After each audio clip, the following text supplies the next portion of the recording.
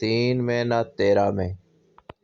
لکھنؤ میں ایک نواب صاحب کو ایک طوائف سے پیار ہو گیا۔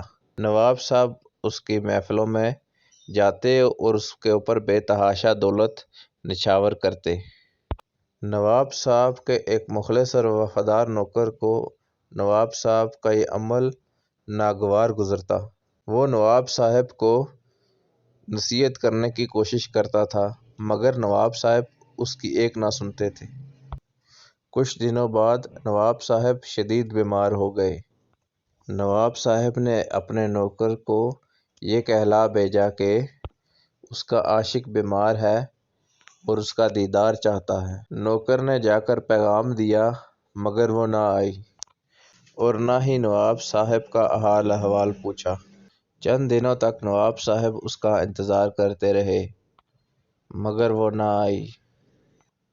پھر کچھ عرصہ گزرنے کے بعد نواب صاحب کو اس کی سالگرہ کا پتہ لگا۔ نواب صاحب نے ایک 12 لکھا قیمتی ہار موتیوں والا خرید کر اپنے اس مخلص اور وفادار نوکر کے ہاتھ اس کو بھیجا۔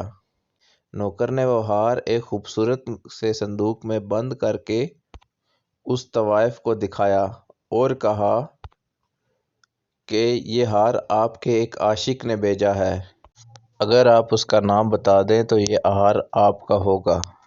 طوائف گہری سوچ میں پڑ گئی۔ اس نے کہا کہ میرے تو بہت سارے عاشق ہیں، تم مجھے 3 نام بوجھنے کا موقع دو۔ نوکر مان گیا مگر طوائف نے وہ تینوں نام غلط بتائے۔ نوکر نے کہا نہیں، یہ 3 بالکل غلط ہیں اور یہ ہار میں واپس لے کر جا رہا ہوں۔ طوائف فوراً پریشان ہو گئی اور نوکر کی منت سماجت کرنے لگی اور مزید 10 نام بوجھنے کا موقع مانگنے لگی۔ نوکر اس کی منت سماجت پر راضی ہو گیا مگر طوائف ان 10 میں بھی نواب صاحب کا نام نہ بوجھ سکی۔ نوکر نے پھر کہا تم ان 13 ناموں میں بھی نواب صاحب کا نام نہیں لا سکی تو یہ تمہیں ہار نہیں مل سکتا۔